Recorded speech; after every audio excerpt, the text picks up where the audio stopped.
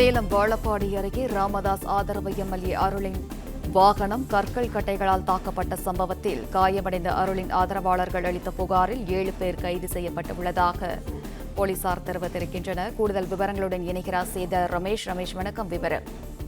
வணக்கம். சேலம் மாவட்டம் வாழப்பாடி அருகே உள்ள வடுகதாசம்பட்டியில் நேற்று பகலில் சேலம் மேற்கு சட்டமன்ற உறுப்பினர் அருள் சென்றார். அப்போது 2 தரப்பினருக்கும் தகராறு ஏற்பட்டு தடி மற்றும் பயங்கர ஆயுதங்களால் 2 தரப்பினரும் தாக்கிக் கொண்டனர். இதில் அருளின் ஆதரவாளர்கள் 9 பேர் படுகாயமடைந்து சேலம் அரசு தலைமை மருத்துவமனையில் சேர்க்கப்பட்டு சிகிச்சை பெற்று வருகிறார்கள். இவர்கள் கொடுத்த புகாரின் பேரில் தற்போது ஏத்தாப்பூர் காவல் நிலைய போலீசார் வழக்கு பதிவு செய்து தமிழ்ச்செல்வன், அருள்மணி, சரவணன், வெங்கடேசன், விக்னேஷ், பூவிலி ராஜா, விமல் ராஜா உள்ளிட்ட 7 பேரை கைது செய்து விசாரணை செய்து வருகிறார்கள். இவர்கள் மீது அடிதடி, பொருள்களுக்கு சேதம் விளைவித்தல் உள்ளிட்ட 3 பிரிவில் வழக்கு பதிவு செய்யப்பட்டு தொடர்ந்து விசாரணை நடக்கிறது.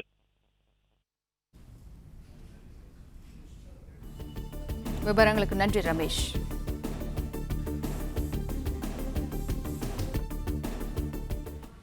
பிளே ஸ்டோர் மற்றும் ஆப் ஸ்டோரில் இருந்து பாலிமர் செயலியை QR கோடு மூலம் பதிவிறக்கம் செய்யுங்கள். செய்திகளை உடனுக்குடன் பெறுங்கள்.